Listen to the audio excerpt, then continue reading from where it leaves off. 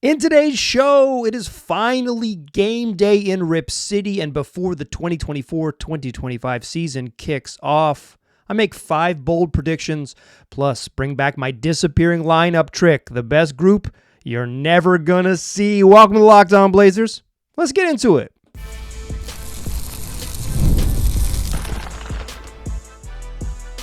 You are Locked On Trailblazers, your daily Portland Trailblazers podcast, part of the Locked On Podcast Network. Your team every day. What's up, world? It's your past first point guard and Trailblazers reporter Mike Richmond. You are listening to another episode of Locked On Blazers, part of the Locked On Podcast Network, available wherever you get podcasts and also on YouTube. Thanks for making this show your first listen, coming at you each and every weekday, Monday through Friday. So make it a part of your daily routine. Make your first listen and tell your friends to do the same. As Locked On Blazers, your team every day.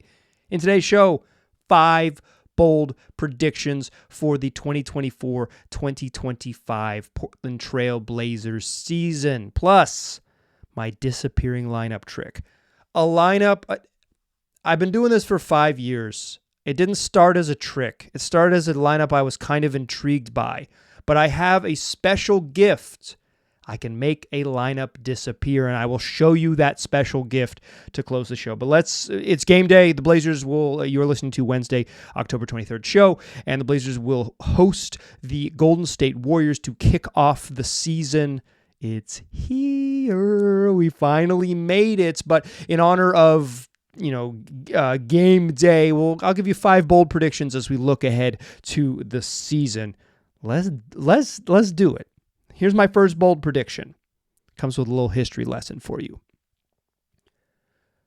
Bold prediction number 1: the Portland Trail Blazers will finish with a top 14 defense. Asterisks. The Blazers will finish with top 14 defense prior to the All-Star break, because I don't want to be held to the potential shenanigans that this team may get into post All-Star break.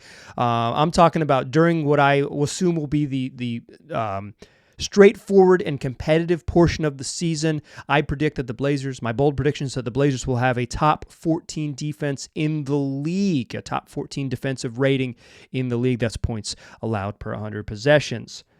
It's been a minute. Let's get in the history machine. History machine? Is that what you do? Let's get in the time machine, the not so far back machine, and then we'll go way back. Last season, the Blazers finished with the 23rd ranked defense in the league, according to, and I'm pulling all of these from NBA.com. 23rd ranked defense in the league last season. 28th the season before that, and 29th the season before that. That means in Chauncey Billups' 3 years, the Blazers have finished 29th, 28th, and 23rd. That's not good. That's a bottom 7 defense every single year. Yuck. Some of that is personnel. Some of that is maybe some bad health luck, and some of that is bad coaching. It all goes into it. You can't finish with a bottom 2 defense in the league unless all of the stars align. But last year, they market improvement. They were market improvement, particularly when they were healthy. It was like you could be like, no, yeah, they're pretty good. But they ended up 23rd.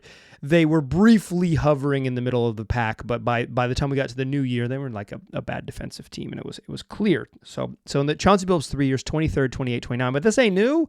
I'm not pinning this on Chauncey. This is part of the DNA, and some of it is just the challenge of playing, a roster with Damian Lillard and CJ McCollum, and then Damian Lillard and Anthony Simons, and just like a small backcourt forever. You're going to have challenges, and you really got to put a good defensive team around it to get there, a team around them to get there, or you got to play bigger like they're going to do this season.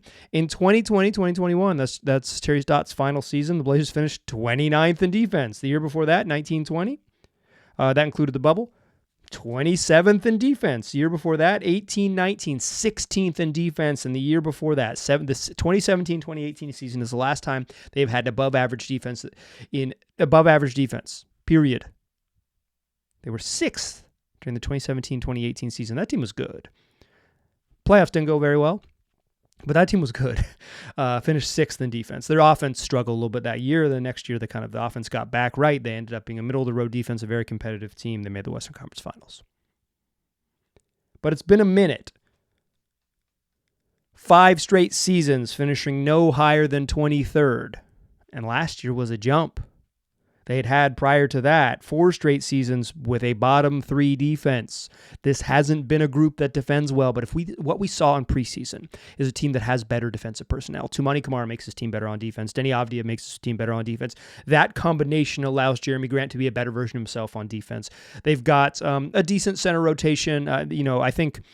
I kind of think DeAndre Ayton's a neutral defender. I don't think he's a plus defender by any means, but I don't think he's like awful on defense. But that would be overstating it, his sort of struggles. He's just kind of a neutral. He's an average, maybe slightly below, but he's like a neutral defender on defense. He can be active in the passing lanes. He's not a great shot blocker, not a great rim protector, but he can be part of a defense that's good. Like, he certainly has the tools to be part of a defense that's competitive. Every time it's a bad defensive player. Scoot Henderson's a bad defensive player. But they've got some other defensive minded guys come off the bench. I think Chris Murray is a pretty good defensive player. Jabari Walker can play a little bit of defense. Ryan Rupert has shown some improvement. And Donovan Clingan, in the brief moments we've seen him in preseason, looks like he might be a really good defensive player pretty early on in his career. And with all that said, I think the Blazers are breaking the streak of 5 years. They're going to finish with a top 14 defense this year. Top 14 defense. After 5 consecutive seasons with the bottom 7 defense, this is the year because, 1, the personnel is better, and 2, the starting lineup is going to be big. The Blazers are going to play a big starting lineup, and they're not going to sacrifice a lot of defensive chops with that defensive lineup. In fact, they're playing their best defenders, and they're playing big. I think that is a path to being a competitive defensive team. Top 14 defense prior to the All-Star break, and then all bets are off when the shenanigans. And when it becomes shenanigans season post-All-Star break, you're on your own, but first bold prediction, a above average defense, top 14 or better. So there's 30 teams in the league, so 15 would be average. I'm calling an above average defense this season, top 14 before the All-Star break. Bold prediction number 2. Donovan Clingan makes an all-rookie team and gets Rookie of the Year votes. And you might say, that ain't that bold. He looks like he's balling. Sure, he does look like he's balling. But he's not in a position where guys typically get the postseason rookie awards. Often, rookie awards are basically a minutes per game contest. Who played enough to get the counting stats that can make it happen, right? Who played enough to have the counting stats to get voters' attention? Clingan probably maxes out under 20 minutes if DeAndre Ayton's healthy all year long. And even if Clingan were to be put into the starting lineup for health, I'm not sure he's more than a half the game type guy because he just didn't play that much in college. I'm not sure he can play 30 minutes in the league as a rookie. Like, he might be a 24-ish minute type guy. So we're talking somewhere like in the 16 to 20 minutes is probably a reasonable guesstimate for how much he plays. I would guess about 18 if I had to put a number on it, just because I think he looked good, and they did give him some real run in preseason to try to push him up in that 18-20 range. But I think he's going to be productive. And I think the rookie class is wide open. I really do. I think the rookie class is wide open. I don't think either of the top picks, Reese Shea or Alex Sarr, who have maybe Reese Shea is going to play. Sarr's probably going to start. But I don't think either of them are like so obvious. Reed Shepherd in Houston, Duke can hoop, but like Houston's crowded with youngsters. Is Shepherd going to get enough minutes, enough touches, enough shots to like be someone who ends up in that Rookie of the Year type of situation? I think the rookie that has the sort of obvious big role, big production for him is Zach Edey.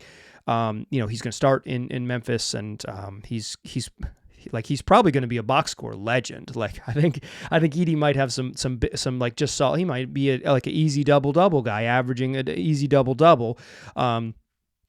But I think Clingan is going to make an all-rookie team, and I think Clingan is going to get Rookie of the Year votes, and it's been a while since that has happened for someone in a Trailblazers uniform. No one on the Blazers roster has made an all-rookie team since Damian Lillard following the 2012-2013 season. It's been over a decade since they've had someone on the team. They've only had 15 players in franchise history make an all-rookie team, and they haven't had someone receive Rookie of the Year votes since way back when Damian Lillard got Rookie of the Year votes. He got a lot of them. All of them, in fact, a unanimous pick.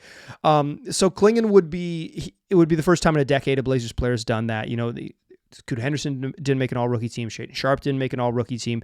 They were in not too, Scoot was given the keys. He just didn't, he wasn't, with health reasons and skill reasons, wasn't able to sort of seize a big opportunity in front of him. Shaedon Sharpe was a bench guy. It's hard to make an all-rookie team from the bench, even as good as Sharpe closed the season. It's just hard. Minutes and counting stats. It's going to be hard for Klingon, but I just think he's going to be so productive in his minutes as a shot blocker, as a rebounder, as a passer, as a offensive rebound guy and putback guy, as finish low lob type of guy. I think he could be 8 and a block and a half or something like that off the bench if he gets roughly 20 minutes a night and 18 minutes a night. I think he could be like a 8, rounding up maybe, but 8 and a block and a half with a couple assists, maybe assist thrown in there, depending on if guys make shots. That's how assists work.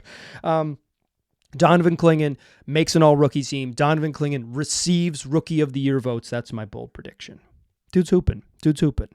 Okay, I got more bold predictions. Join me in that second segment, won't you? I got more boldness to share with you. Join me there. First, though, I want to tell you that today's show is brought to you by FanDuel. It's America's #1 sports book, and they're making it fun to make live wagers on NFL games because it's NFL season. You can get in on NBA games as well, but during the NFL season, as we head towards another Thursday night football, as we head towards another weekend of the NFL, say you're hanging out on a Sunday, you're watching live games, and you got a hunch. Well, if you open that FanDuel app, you're going to see everything you need to know all in one spot. So that's live play-by-play. That's up to the second stat, so you can be an informed wager when you are making your bets. And if you're a first-time user, you can get started with $200 in bonus bets guaranteed when you place your first $5 bet. That's $200 in bonus bets guaranteed when you place your first $5 bet. It's America's #1 sports book, and that's FanDuel.com. All right. Got more boldness for you. My next bold prediction. The Blazers will win twice as many games in the first month of the season as they will after the All-Star break. The Blazers will win twice as many games in the first month of the season than they will after the All-Star break. You know the deal if you've been here before. The shenanigans are going to happen after the All-Star break. You might hope in your heart that this team says, this is the year and we don't do shenanigans. This is the year that we don't make up injuries whole cloth. This is the year we try to win games, all 82 of them. They're not going to do that. They're going to pull the shenanigans. The shenanigans are coming. The 2025 draft class is too enticing. The Blazers are they're still in search of that sort of foundational core piece to move them forward. As good as Donovan Klingon is, he isn't that. And maybe Shaedon Sharpe and Scoot Henderson shake things up, or maybe Anthony Simons takes this massive leap forward in the 7th NBA season and changes the calculation. I think at least that last part's fairly unlikely, and even if Shea and Scoot are good, I still think a shenanigans season is coming after the All-Star break. I still think we're going to see plenty of this gentleman has tendinitis and it's acting up, and he's got to miss 18 consecutive games to close out the season. So, if you're familiar with the team and the oeuvre under this particular front office in this particular era, you know how they do. But this is a bold prediction just because of math. Let me lay it out for you.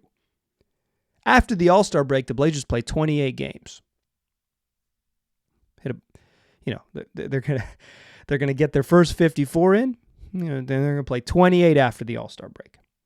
In the first month of the season, from up until November 25th,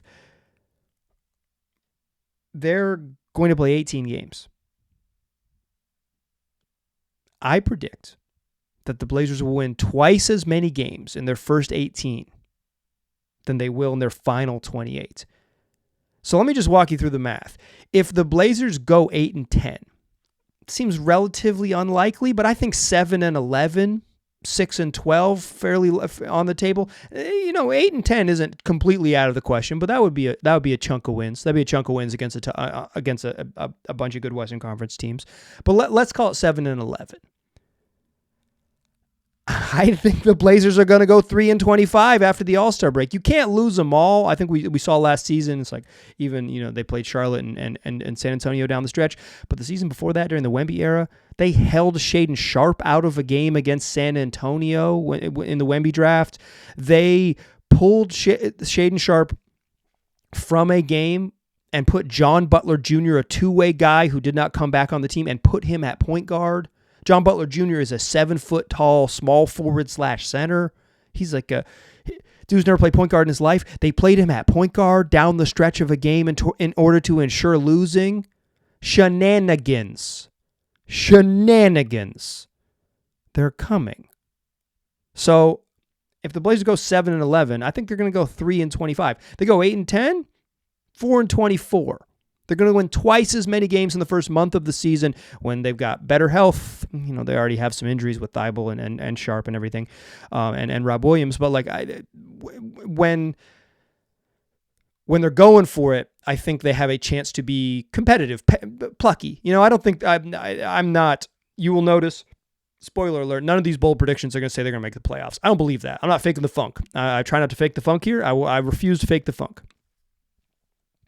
But I do think that they can be pesky when they're healthy and going for it in a way, because I think they're going to have a competitive defense. I think the offense could be a little bumpy, but I think, every time it gets hot, Jeremy Grant gets hot and they run in transition and get easy buckets, I think it's possible that they kind of beat anybody. It's just, I think the shooting is going to catch up with them, and the just like total amount of shot creation they have is going to catch up with them, and they're going to struggle a lot bit on offense.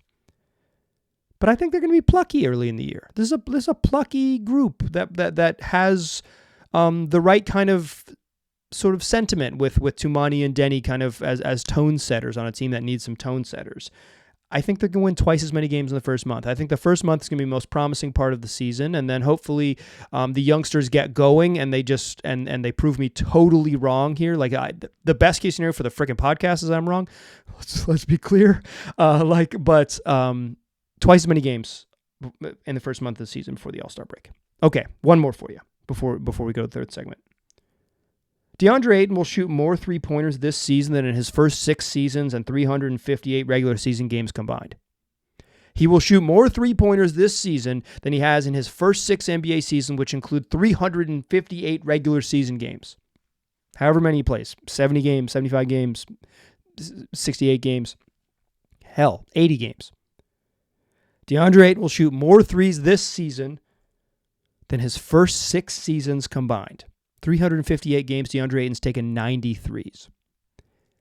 I do not think, and I've mentioned this in the past, if DeAndre Ayton were to take 3 threes a game this year, he would be among the all-time greatest increases in three-point shot rate among bigs in NBA history. We're talking one of the top 15 largest increases in per-minute shot attempts from a big man in NBA history. It would be a historic increase in threes. And I think if you watch him during the regular season, he's not like he's hunting threes now. He's going to take 6 a game or anything like that. But I think it's pretty obvious that he's going to take 1, and if he has some positive feedback, he's going to take 2. My wife actually pointed this out. She is not a dork like me, but she's definitely a basketball fan. She's maybe not a numbers dork like me, but a basketball fan. And I was kind of talking to her about DA shooting threes, and she said, and I'll give her credit, because also she's not going to listen to this, and I don't think any of you listening have direct access to her. Actually, I know a couple of you do. And Pete, don't text her. Let her find out organically.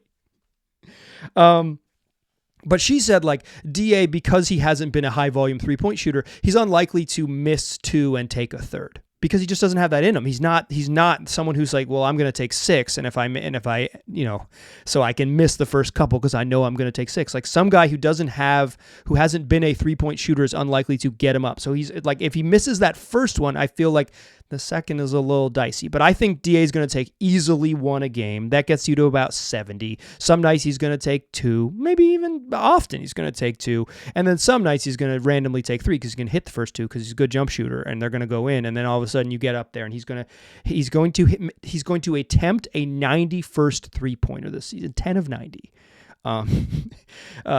So like. This is the year that DeAndre Ayton, bold prediction, DeAndre Ayton will shoot more 3-pointers this season than his first 6 seasons combined. I think it might be close. I think he's going to be like 100. I would, if I had to guess, about 100. I'll put it at 105 is what if I had to like put a pin in it. But he's going to shoot more threes this year than his first 6 seasons combined because I think just what we've seen him during the preseason, I think he gets it. He gets it that there are some spacing moments where he can kick to the corner and take those shots. He can space out to those short corners and take those threes. He can take some trail threes in transition. He's going to take more threes this season than he has in his previous 6 seasons and 358 regular season games prior to this year. Okay, close the show. One final bold prediction, numero 5, plus the disappearing lineup trick. Join me in that third segment, won't you?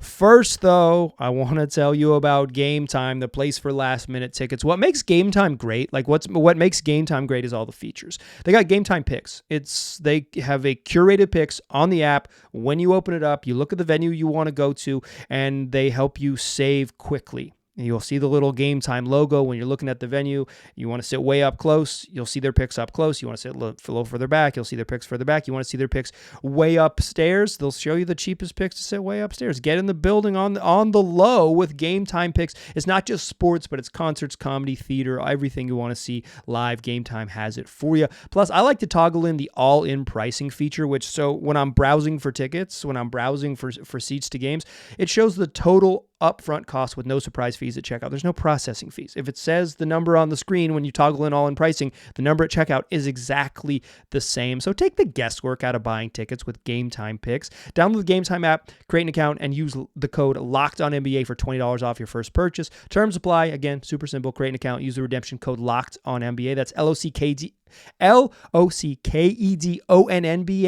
LOCKEDONNBA for $20 off. Download Gametime today. What time is it? Gametime.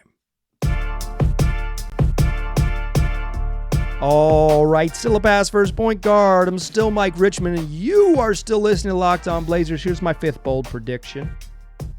One guy, and only one guy, from the opening night starting lineup gets traded.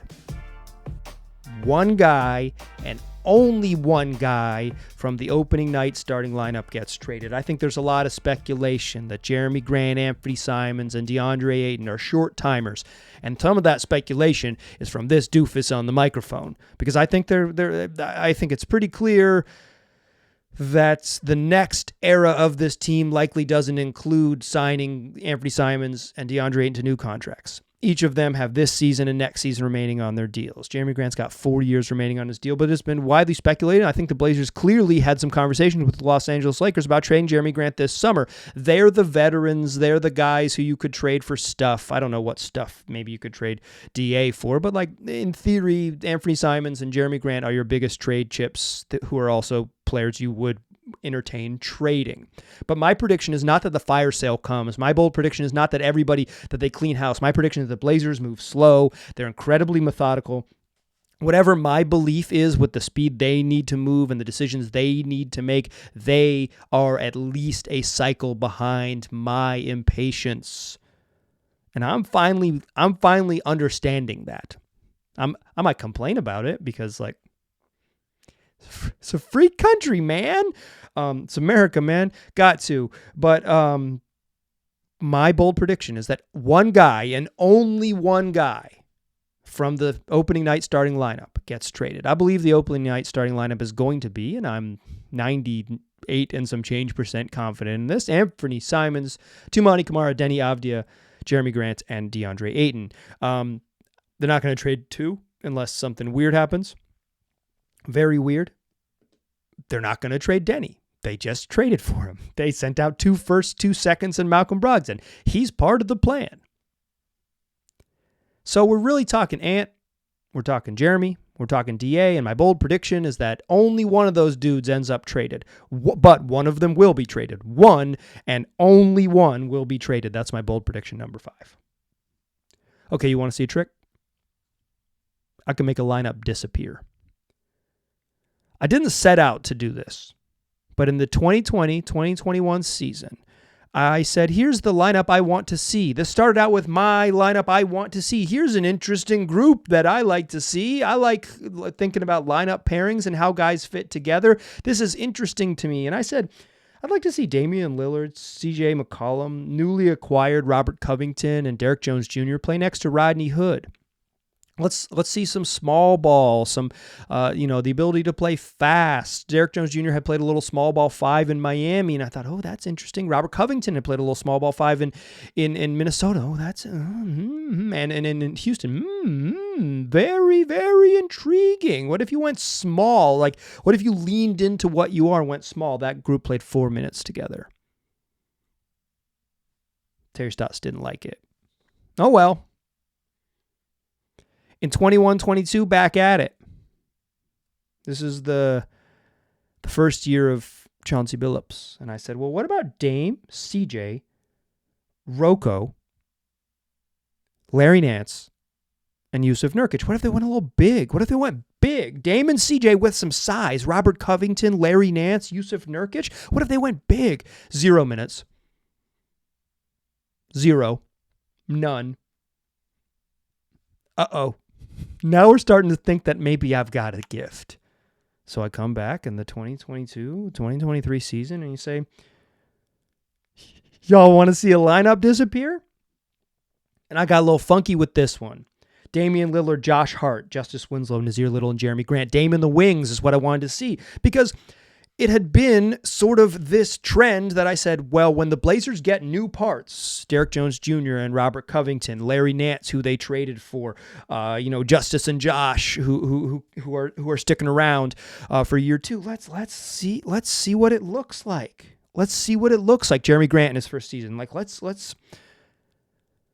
see what this looks like with the new group. Dame in the wings. You're wing heavy. See what it looks like. They played 3 minutes together. 3 minutes.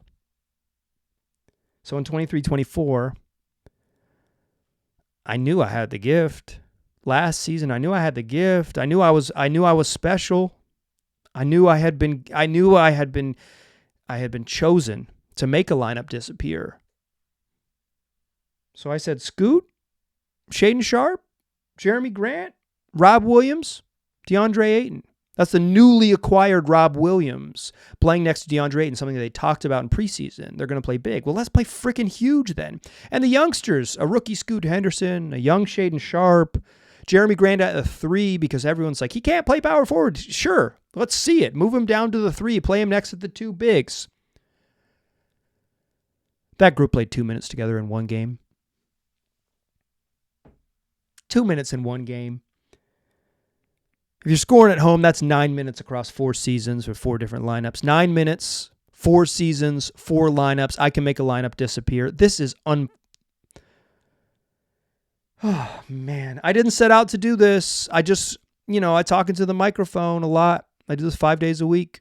Put out something like 250 episodes a year. I like to think about pairings and groupings and how it all works. I didn't set out to do this.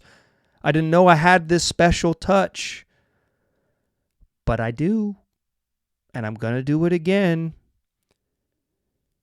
Year 5, here's a group. It's not going to even play 5 minutes together. Scoot Henderson, Shaedon Sharpe, Toumani Camara, Deni Avdija, Donovan Clingan. I got hope with this one, y'all. I'm breaking the streak. 9 minutes in 4 years. This group's playing 9 minutes together in one game. They're playing 9 minutes together in one game. They're going to play a whole freaking quarter together because this is the future. Scoot and Shaedon are the future. Toumani and Deni are the future. Donovan Clingan is the future. This lineup, why I'm intrigued by it, is because it's some of the newcomers, right? It's Deni and Donovan. This has been a theme of the disappearing lineup trick. Let's see the newcomers. Let's see what the new parts look like. Let's see how they work. But this is the young core. These are all gentlemen 24 and under. These are the wings that make sense next to Scoot and Shaden Sharp. I really want to see Scoot and Shaden play next to each other. Donovan Clingan's looked good in preseason. I want to see him anchoring a group with youngsters around him. If this season is about development and gathering data on what's next, this is the group I am most intrigued by. Here's why I'm worried. I'm not like a majorly superstitious person. Like, I'll step on cracks and I don't carry totems with me for good luck.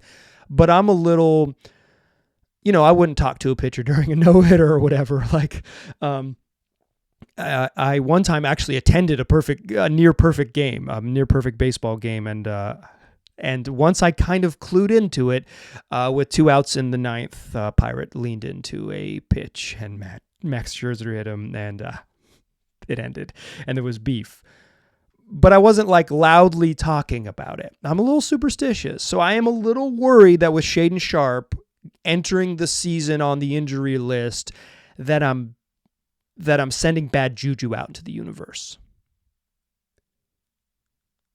But I'm also unafraid.